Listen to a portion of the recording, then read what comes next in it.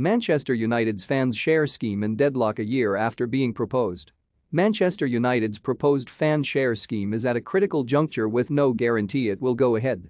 The United co-chairman Joel Glazer announced the move last May after supporter protests. A group of about 100 broke into Old Trafford, causing the Premier League fixture with Liverpool to be postponed about the Glazer family's ownership of the club.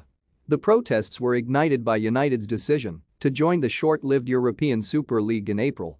Glazer hoped the prospect of fans owning shares in the club would be in place for the start of this season, but as the first anniversary of the Super League's collapse approaches, it remains, at best, a work in progress.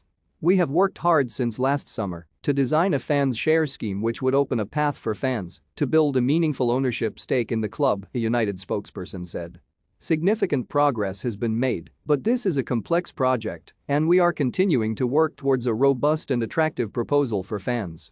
United are in negotiations with the Manchester United Supporters Trust regarding a further round of demands and counter-proposals from the body after agreement was reached on an initial tranche of shares.